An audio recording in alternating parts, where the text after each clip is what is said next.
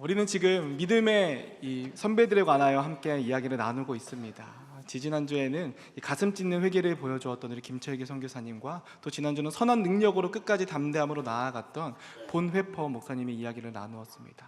오늘은 우리가 잘 알고 있는 사랑의 원자탄 손양원 목사님의 삶을 통하여 또 하나님께서 우리 가운데 깊은 은혜와 깨달음을 허락하여 주시길 원합니다. 우리가 방금 인사했던 대로 우리가 이 땅을 살아가기 위해서 우리 가운데 필요한 것이 있습니다. 바로 사랑입니다. 우리는 서로 사랑하고 서로 신뢰하며 살아갑니다. 우리 안에 이 사랑과 신뢰가 끊어져 버리면요, 우리는 이 땅 가운데서 올바로 평화롭게 살아갈 수가 없습니다. 내가 서로를 믿지 못하고 사랑하지 못하며 살아간다면 우리는 날마다 불안 속에서 살아가게 마련일 것입니다. 그래서 우리가 공동체를 이루고 또 사회를 이루며 살아갈 때 가장 기본적인 요소가 바로 사랑입니다. 이 사랑에 실패를 하게 되고 배신을 당하게 되면 우리는 절망을 하거나 좌절을 경험하고 혹은 분노를 우리 마음 가운데 감추기 어렵곤 합니다. 이제 어제 저녁 식사를 이제 가족들과 함께 하게 되었습니다. 그런데 저희 아들이 저녁을 먹으면서 열심히 이제 유튜브를 보고 있더라고요. 이 4살짜리 아가인데요, 유튜브 보는 게 인생의 낙인 것처럼 굉장히 좋아합니다. 근데 평소에는 이 아들이 굉장히 대답을 똘똘하게 잘해요. 그래서 엄마가 좋아, 아빠가 좋아 라고 물으면 항상 저희 아들은 단 한 번도 빠짐없이 엄마, 아빠가 좋아 라고 명확하게 대답하는 아들입니다. 그래서 이제 어제도 그러한 대답을 좀 이제 기대하면서 아들에게 물었습니다. 시연아, 아빠가 좋아, 유튜브가 좋아? 저는 당연하게 아빠도 좋고 유튜브도 좋다라는 대답을 할 줄 알고 그래, 그 정도면 됐다라는 마음을 갖고 물어봤는데 아들이 의외의 대답을 꺼냅니다. 유튜브가 좋아. 그래서 몇 번을 되물었습니다. 아빠가 좋아, 유튜브가 좋아? 유튜브가 좋아. 그럼 엄마가 좋아, 유튜브가 좋아? 누가 좋았을까요? 유튜브가 좋답니다. 그 이야기를 듣고 굉장히 충격에 빠져들었습니다. 아니, 보통은 좋아도 둘 다 좋다고 하는데 어떻게 아빠보다 엄마보다 유튜브가 좋을 수 있을까? 내가 너를 위해서 얼마나 열심히 노력하고 애먹고 밥을 먹이고 놀아주었는데 어떻게 유튜브가 나를 이길 수 있냐? 그 마음 가운데 배신감은 이루 말할 수 없었습니다. 아마 저보다 여러분들이 더 많은 것들을 경험했을 것입니다. 자녀를 키우면서 남자친구가 생기고 여자친구가 생기면 엄마보다 여자친구가 더 좋아라는 마음에 여러분 얼마나 가슴 철렁하셨습니까? 또 때로는 그 가슴 아픈 한마디, 엄마가 나에게 해준 게 뭐가 있어라는 말이 얼마나 마음을 후벼 파셨습니까? 우리는 자녀를 사랑합니다. 사랑하며 살아갈 때 사람들을 사랑합니다. 많은 사람들을 사랑하고 나의 많은 것들을 주고 살아갑니다. 그런데 때로는 우리가 사랑을 준 것만큼 보상받지 못한다고 생각할 때, 내가 원하는 대답이 흘러나오지 않을 때, 내가 사랑해 주었는데 이 사람이 내가 아니라 다른 사람을 바라볼 때 우리는 좌절하게 되고요, 절망하게 되고 때로는 분노를 일으키게 됩니다. 저에게도 이러한 비슷한 경험이 있습니다. 이제 제가 군목 시절 처음 임지를 받았던 곳이 연평도이죠. 그래서 배를 타고 2시간 동안 연평도에 딱 처음 입도했습니다. 그때 2명의 군종병이 저를 맞아 주었습니다. 한 명은요, 연평교회에 온 지 1년 된 군종병이었고요, 다른 한 명은 이제 1주 된 군종병이었습니다. 이렇게 둘과 함께 지내면서 이 친구들이 참 착했습니다. 특별히 먼저 왔던 선임 군종병은요, 그렇게 신앙이 좋은 친구는 아니었습니다. 그렇지만 그래도 나름 노력하고 열심히 하려고 하고 무엇보다 일주일 된 친구보다는 훨씬 더 일을 잘했습니다. 그래서 내가 어떻게든 이 군대에서 이 친구와 함께 있을 동안 이 친구가 예수님을 제대로 믿게 해야겠다라는 이 다짐이 있었습니다. 그래서 이야기도 많이 들어주고 이야기도 또 많이 나누고 맛있는 것도 많이 사주고 심지어는 집에 초대해서 밥까지 해주면서 그렇게 저 나름대로 교회를 잘 운영해 나간다고 생각하면서 그렇게 사랑으로 지내왔습니다. 그러다가 이제 제가 한번 육지로 이제 출장을 갔다가 복귀했는데 갑자기 후임 군종병이 저를 부릅니다. 목사님, 잠시 드릴 말씀이 있습니다. 그래서 무슨 일인지 한번 들어보자 하면서 이야기를 꺼냈는데 이 친구가 이렇게 얘기합니다. 목사님, 혹시 선임 군종병에게 술을 마시라고 한 적이 있습니까? 라고 저에게 묻는 거예요. 이게 무슨 도대체 뚱딴지 같은 소리지? 영문을 모르겠어서 그게 무슨 말이야? 라고 물으니까 이 친구가 저한테 이렇게 얘기합니다. 선임 군종병이 교회에서 술을 마셨다는 거예요. 저는 일단은 믿을 수가 없었습니다. 왜냐하면 그 친구가 그럴 만한 친구는 아니라고 생각했기 때문입니다. 그래서 자초지정을 다시 한번 물어보니까 이제 이 후임 군종병이 교회 컴퓨터에서 사진 자료를 정리하다가 사진 몇 장을 발견했는데 그 사진에 교회에서, 그것도 제가 집무하는 목양실에서 이 동기와 함께 술을 먹고 있는 사진을 이 친구가 발견해서 저한테 제보를 한 겁니다. 그래서 저도 그 사진을 보고서 굉장히 충격을 받았습니다. 왜냐면 제가 그렇게 믿고 아끼고 사랑해 주었던 친구인데, 이 친구 어떻게든 예수님 제대로 믿게 해주겠다고 결심했던 친구인데, 제가 없는 사이에, 사실 섬이다 보니까 제가 언제 들어올지는 누구나 다 알고 있거든요. 저희가 갑자기 찾아오지 않을 거라는 건 알고 있으니까 이 친구가, 당시에 제 목양실에는 간식이 많았습니다. 왜냐하면 병사들을 위문해야 됐기 때문에. 아무도 오지 않는 먹을 것 많은 그 목양실에서 이 간식을 안주 삼아서 자기 동기와 함께 먹으면서, 또 이게 굉장히 남기고 싶었는지 인증샷까지 찍어서 교회 컴퓨터에다가 저장을 해둔 거예요. 사실 지금 제 컴퓨터에 아직 그 충격적인 장면이 저장되어 있는데 차마 꺼내보지는 못했습니다. 어쨌든 저에게는 굉장히 큰 배신감이 들었습니다. 제가 이 친구를 얼마나 아끼고 잘해주고 우리 나름대로 살아가면서 잘 관계하고 있다고 생각했는데 어떻게 나의 뒤통수를 이렇게 칠 수 있지? 배신감이 들었습니다. 그렇게 저는 사랑에 실패했고 관계에 실패했습니다. 당장 그 친구를 불러서 짐을 싸서 돌려보냈습니다. 그리고 그 친구가 소속되어 있는 본부 중대장에게 찾아가서 이 친구가 이런 일을 했으니 데리고 돌아가라. 그것은 그 친구가 했던 잘못에 대한, 배신에 대한 마땅한 응징이었습니다. 그리고 저에게는 쓴 뿌리와 상처로 남았죠. 이후에 그 친구는 너무나 자연스럽게 교회를 나오지 않았습니다. 그렇게 저희의 관계는 깨어져 버렸고 상처는 치유되지 않았고 이 친구는 교회로부터 멀어져 갔습니다. 그래도 이제 크리스마스 때 한번 놀러 왔더라고요. 가서 보니까 그래도 멋쩍게 인사를 하고, 다행히 저녁 전에는 인사를 하고 가서 제 마음 가운데는 한켠 속 후련함은 있었지만, 그럼에도 불구하고 아직까지 그 실패감은 제 안에 깊숙이 남아 있습니다. 왜냐하면 믿었던 사람, 사랑했던 사람, 내가 사랑을 부어주었던 사람에 대한 상처와 실패는 우리는 아물기란 참 어렵기 때문입니다. 그런데 여러분, 참 위로가 되는 것은요, 우리도 이렇게 사랑의 실패를 경험하면서 살아가지만 사랑의 달인처럼 보이는 예수님도 사랑의 실패를 경험하면서 살아갔습니다. 우리 오늘 말씀 요한복음 13장 1절부터 4절까지의 말씀을 함께 읽도록 하겠습니다. 시작. 유월절 전에 예수께서 자기가 세상을 떠나 아버지께로 돌아가실 때가 이른 줄 아시고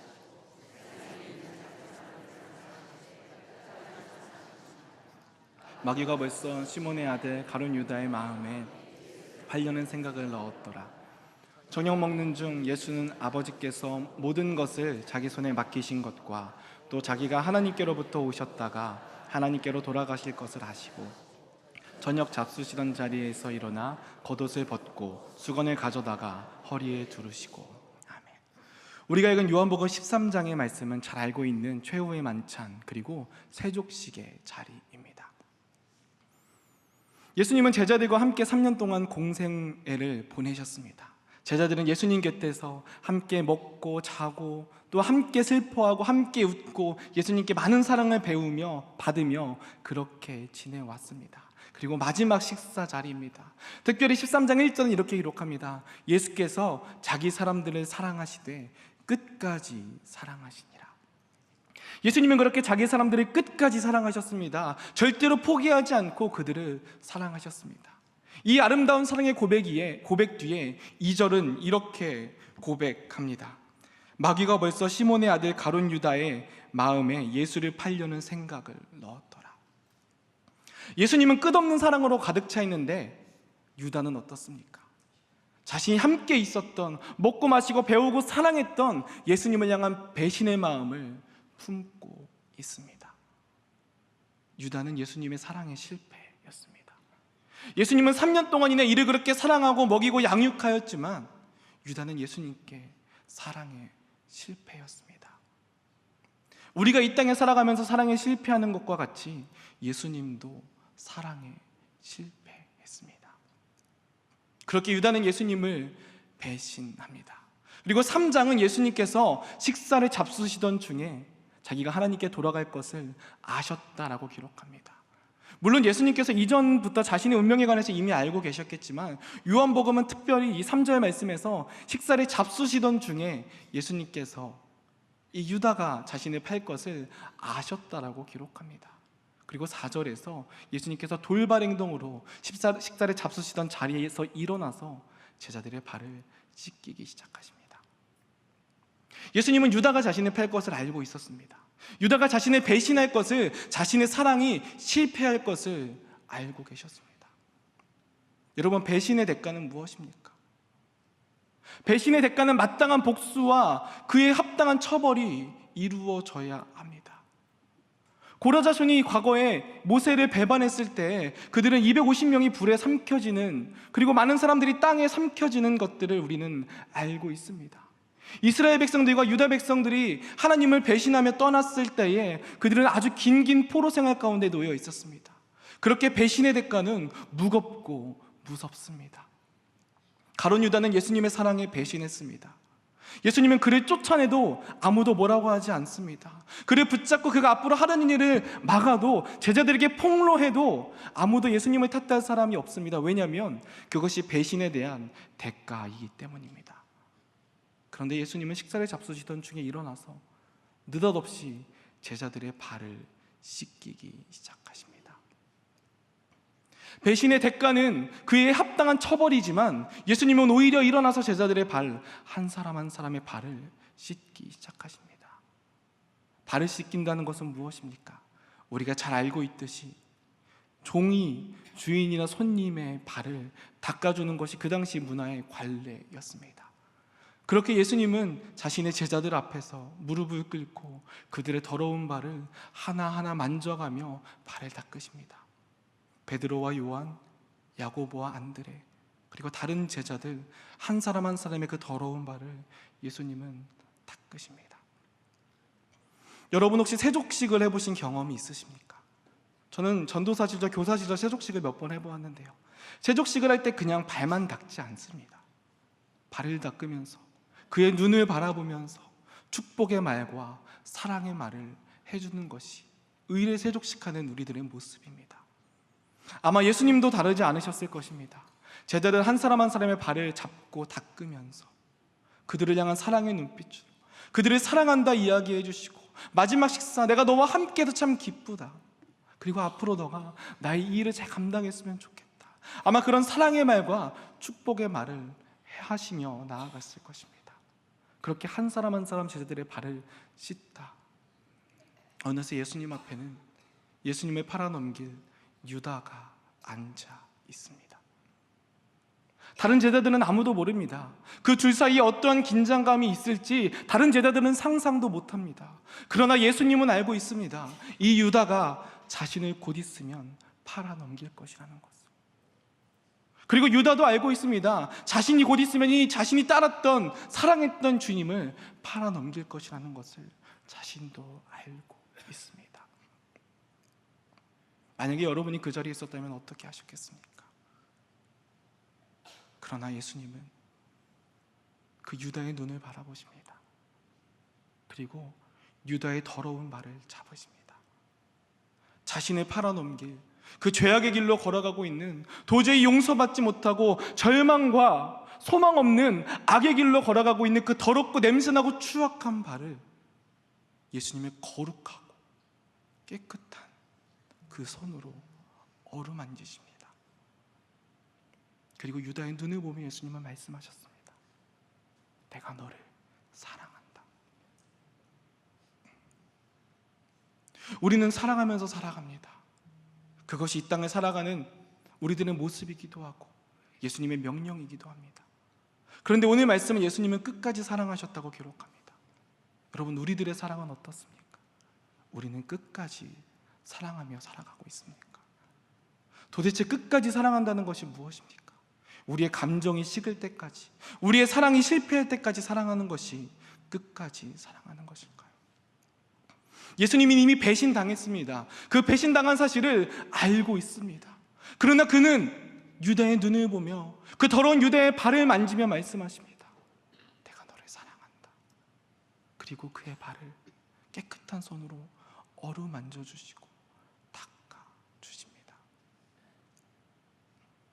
이것이 바로 세상과 다른 예수님의 사랑입니다. 세상은 늘 우리 가운데 얘기합니다. 사랑해야 된다, 사랑해야 된다. 그런데 정작 어떻습니까? 우리는 사랑하다가 실패를 경험합니다. 사랑하다가 좌절을 경험합니다. 배신을 경험합니다. 그러면서 우리 안에 노하우가 생깁니다. 그래서 세상의 지혜는 우리 가운데 이야기합니다. 적당히 사랑해라. 상처받지 않을 만큼만 사랑해라. 내가 스스로를 보호할 수 있을 것까지만 사랑해라. 그러나 예수님은 자신의 손을 내밀어 도저히 소망 없고 그 죄악의 길에서 벗어날 감능성이 없는 그 죄인의 발을 어루어 만지십니다. 그리고 오늘 성경은 기록합니다. 예수께서 자기 사람들을 사랑하시되 끝까지 사랑하십니다.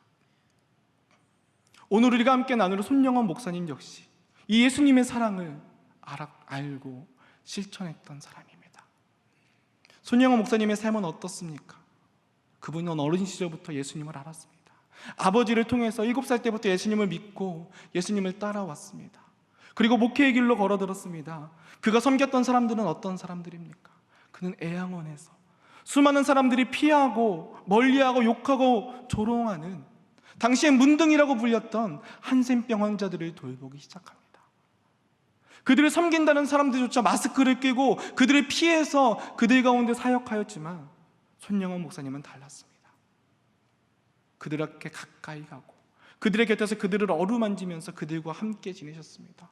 오죽했으면 환자들이 손영원 목사님이 혹시나 잘못될까 봐 손영원 목사님을 피해 다녔을 정도라고 합니다. 그는 그 고름 가득한 문둥병 환자들의 고름을 입으로 짜내면서까지 예수님의 사랑을 실천하며 보여주셨습니다. 그러다가 교회가 위기를 겪게 됩니다. 일제 치하에 신사참배를 하게 될 때 손영원 목사님은 끝까지 거부하시다가 6년이라는 기간 동안 옥에서 고초를 겪으십니다. 그렇게 그는 하나님을 사랑했고 사람들을 사랑했습니다. 그렇게 하나님께 받은 대로 하나님께 실천했고 말씀대로 살아가려고 노력했습니다. 그런 사랑의 사람에게 축복이 주어져야 하지 않겠습니까? 그 사랑에 합당한 보상이 주어져야 되지 않겠습니까? 그러나 우리는 그의 삶을 알고 있습니다. 1948년 손영원 목사님이 지내고 있던 여수에 사건이 일어나게 됩니다. 우리가 잘 알고 있는 여순 사건이죠. 그때 공산주의자들이 와서 수많은 사람들을 모아놓고 자신의 반대하는 사람들을 학살하기 시작합니다. 그때 젊고 어린 손영원 목사님의 두 아들인 동인과 동신이 그 자리에 붙들려 있습니다. 하나님의 복음을 전하다가 공산주의자들을 반대하고 하나님의 신실하신 복음을 증거하다가 그들은 잡혀갑니다. 그리고 그 젊은 어린 나이, 그 학생의 나이에 총살당해 죽음을 맞이하게 됩니다. 공개 처형이었기 때문에 수많은 사람들이 이 두 아들의 죽음을 바라봅니다. 그리고 증언합니다. 특별히 첫째 장남이었던 이 동인군이 죽을 때 그는 죽기 전에 한 가지 요청을 했다고 합니다. 내가 하나님께 찬송가 한 곡 부르고 죽고 싶다. 그렇게 요청하고 하늘 가는 밝은 길이 그 찬양을 하나님께 올려드리고 순교했다고 사람들은 전합니다. 그 두 아들을, 그 귀한 두 아들을, 천사와 같은 두 아들을 손영원 목사님은 하루아침에 잃었습니다. 하나님을 사랑했고 하나님의 말씀대로 살아갔고 하나님의 뜻대로 살아갔던 결과가 자녀들의 처참한 죽음이었습니다. 그 마음은 어떠했을까요? 그 두 아들의 죽음을 받아들일만 했던 그 목사님의 마음은 어떠했을까요? 우리는 욥의 이야기를 알고 있습니다. 그의 모든 재산이 사라지고 모든 소유가 없어지고 아들들이 자식들이 죽게 되고 자신의 병까지 얻게 되자 그의 아내는 욥에게 말합니다. 하나님을 욕하고 죽으라. 그게 어쩌면 하나님의 배신에 대한 우리의 응당한 대우일지도 모릅니다. 어쩌면 하나님께 배신당한 손영원 목사님이 취해야 했을 행동일지도 모릅니다. 그러나 손영원 목사님은 두 아들의 장례식에서 이렇게 기도합니다.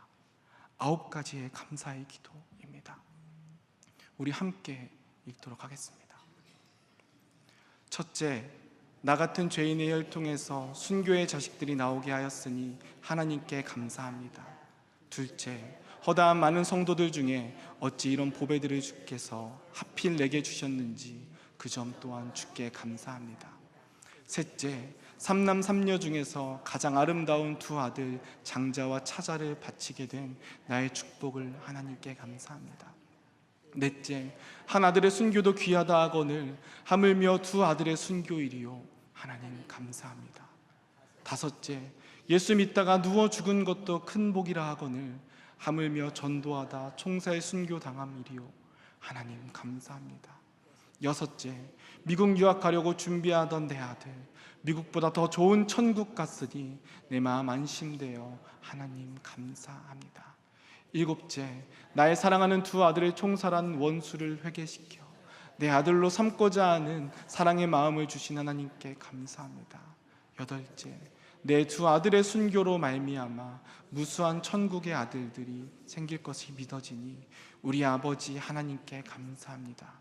아홉째, 이같이 역경 중에서 이상 8가지 진리와 하나님의 사랑을 찾는 기쁜 담, 여유 있는 믿음 주신 우리 주 예수 그리스도께 감사합니다. 여러분, 이것이 손영은 목사님이 자식의 장례식에서 사람들에게 말씀하신 기도의 제목입니다.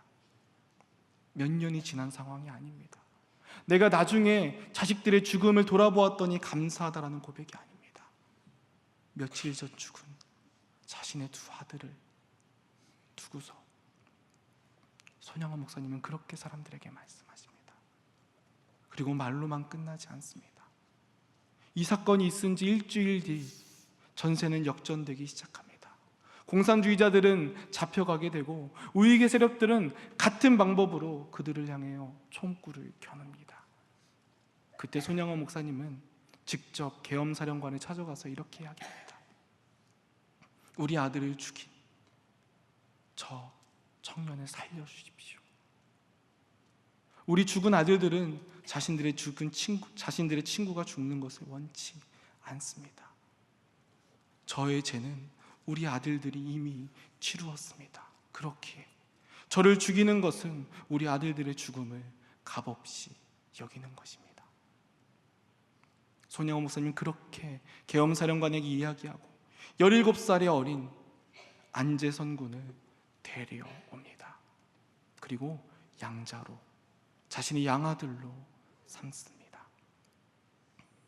당연히 가족들은 반대했습니다. 특별히 목사님의 딸 손동희 양은 아주 뜯어말리며 반대를 했습니다. 내가 절대로 저 사람을 나의 오랍이라고 부를 수 없다고 말리며 반대합니다. 그러나 손영은 목사님은 그 딸에게 이야기합니다. 성경에서 원수를 사랑하라 하였다. 원수를 미워하지 말라 한 것이 아니라 사랑하라 하였다. 나는 원수를 사랑하기 위하여 저를 내 아들로 삼을 것이다. 그리고 그는 그렇게 손영은 목사님의 가족이 됩니다. 손영은 목사님과 사모님은 그렇게 그 자신의 아들을 죽였던 안재선 군을 자신의 가족으로 삼아 사랑하고 격려하며 지냅니다. 우리 가족 사진 한번 보여주시기 바랍니다.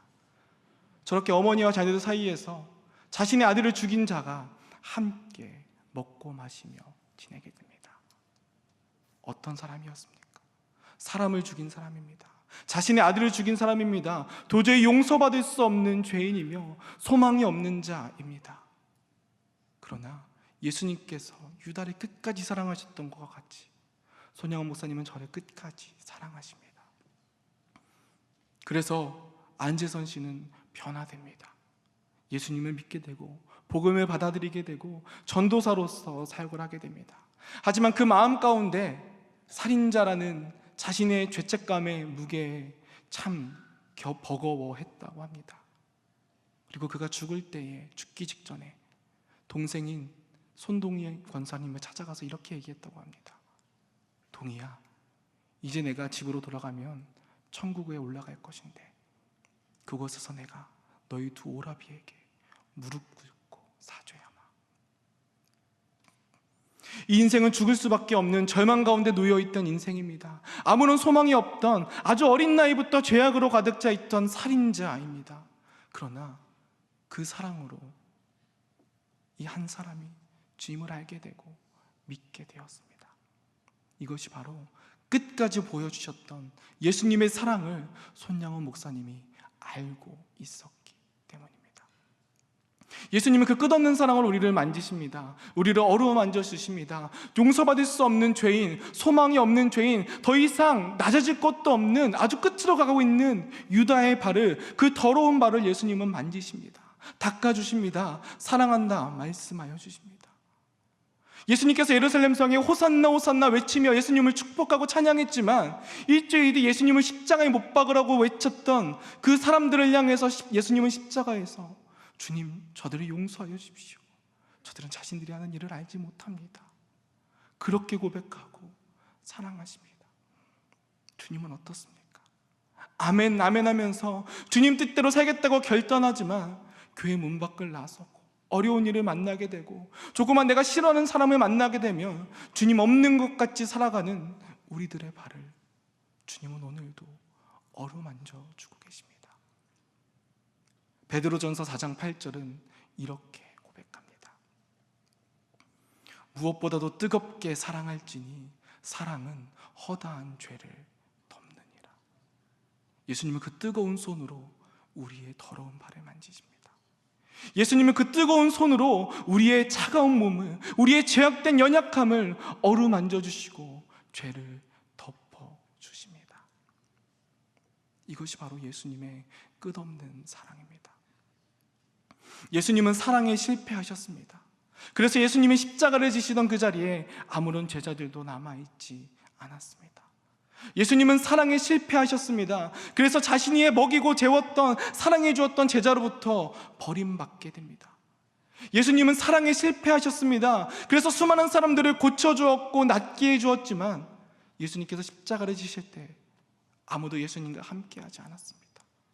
예수님은 사랑에 실패하셨습니다. 날마다 우리를 먹이시고 우리 가운데 은혜와 사랑으로 채워주시지만 우리는 늘 예수님을 배신하며 예수님 없는 것 같이 살아갑니다. 어쩌면 예수님은 사람의 사랑이 아니라, 사랑의 사람이 아니라 사랑의 실패자인지도 모릅니다. 우리가 그렇게 고백하고 노래하는 예수님의 십자가는 사랑의 자리가 아니라 실패의 자리입니다. 그렇게 예수님은 사랑에 실패하셨습니다. 자신이 사랑했던 사람들에게 실패하셨습니다. 그렇게 예수님의 사랑은 패배하였고 예수님의 사랑은 소망 없는 죽음으로 나아가게 되었습니다. 세상의 사람들은 사랑이 아름답다 노래합니다.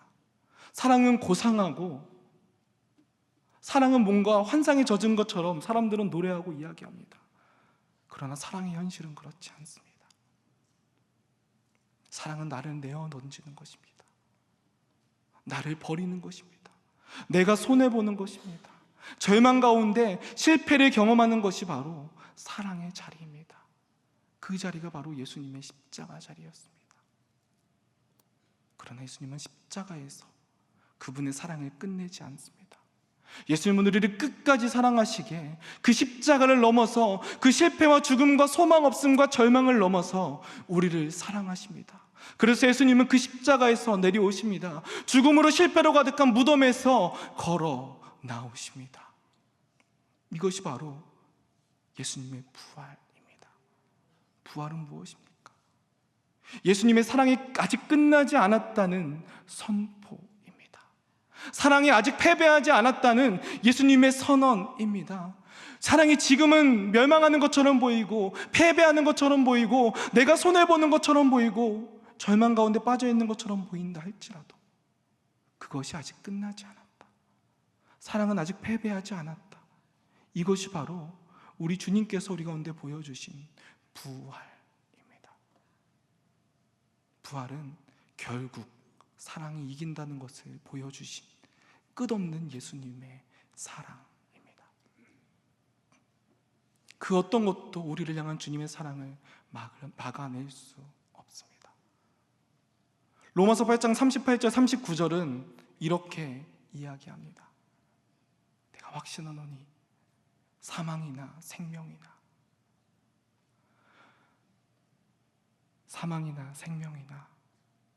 천사들이나 권세자들이나 현재일이나 장래일이나 능력이나 높음이나 깊음이나 그 어떤 피조물도 우리를 우리 주 예수 그리스도의 사랑 안에서 끊어낼 수 없으리라.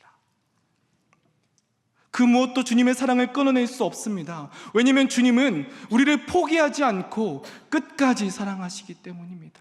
실패한다 할지라도, 우리가 주님을 배신한다 할지라도, 우리가 주님을 모른다 할지라도 가룟 유다의 발을 씻으셨던 그 주님의 끝없는 사랑이 오늘 우리를 향하여 끝없이 어루만져 주시고 덮고 계시기 때문입니다.